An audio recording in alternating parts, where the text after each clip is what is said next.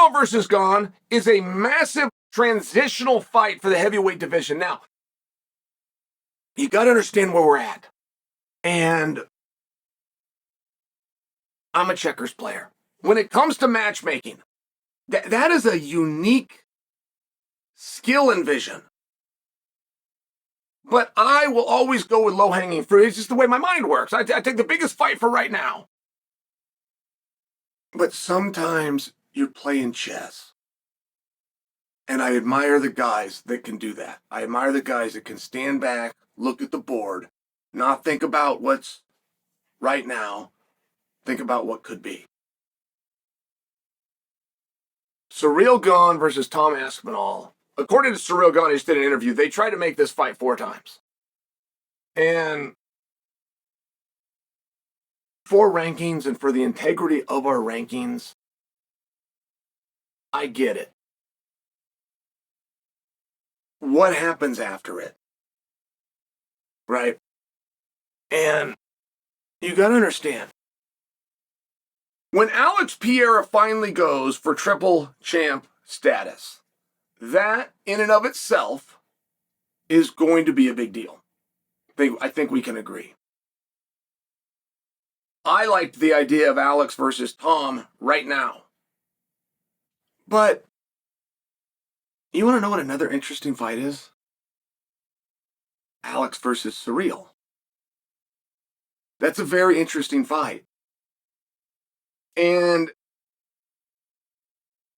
Alex is not going to beat Ankalaev. This is a statement of fact. They have already fought.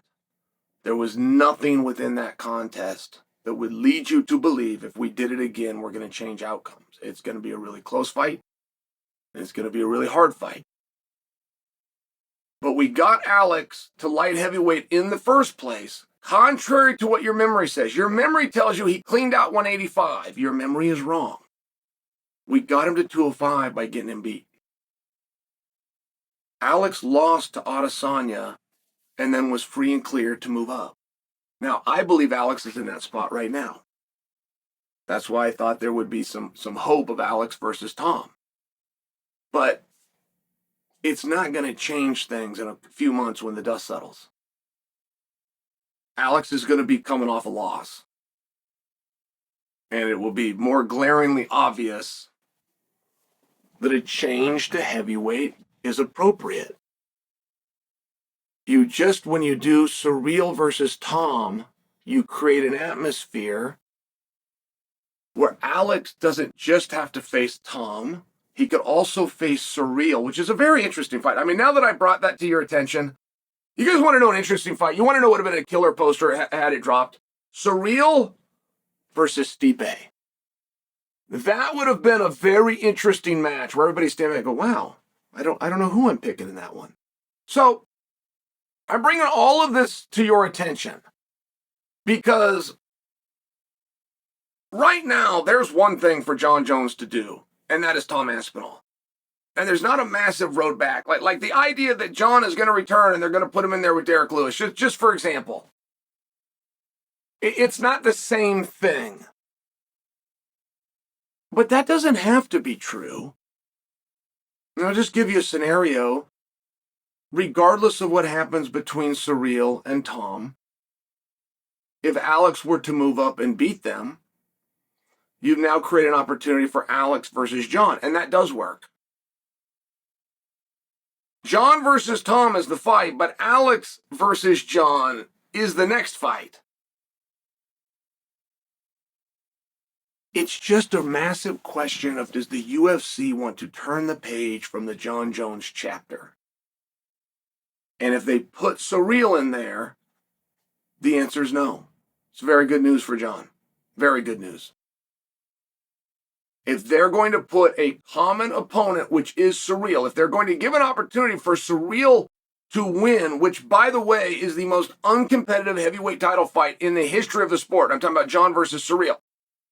If you create an environment where everybody's going to look at that and go, Jon Jones is still the man, then you're not turning the page from Jon.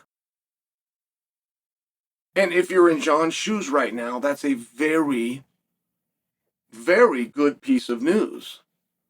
But it's not necessarily about what's next. It's not necessarily Cyril versus Tom. It's what the outcome of that match would represent. And it's a hard matchup. By the way, Cyril is a very decorated kickboxer. Off the top of my head, I believe he was 27-3 in professional kickboxing. 27-3. I get he and Adesanya's record confused one time. One of them was 29-2 and the other one was 27-3. And I'm sharing for you when you're Tom Aspinall and you beat 6 men all the same way, which is stand up and by knockout. It's a matchup-wise, it's an interesting match. But what does that match set up? It doesn't set up the return of Jon. Not if Cyril wins. But there is a door that opens for Alex's immersion into the weight class. And one thing that heavyweight is lacking so glaringly, obviously, is parity. They've just all fought one another. They've all crossed paths at some point. So now you're talking about rematches. Well, how do you put Tom in a spot when he's got to do a rematch when he hasn't even defended the belt yet? How do you put Tom in a spot where he's got to do a rematch when he hasn't even had the belt yet? Right? You get it in paperwork, and I mean, do they even send you another belt, or they just tell you, hey, that belt that you have, that interim belt, that's now the undisputed belt? I mean, right? Like, there is some actual questions here.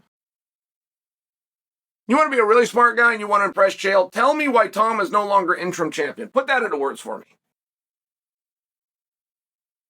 I'm serious. Explain to me why Tom was stripped of a title. It's not as easy of a riddle as you might think. And when I look at Tom versus Cyril, I like the match. But I love the potential fallout from the outcome of the match much more.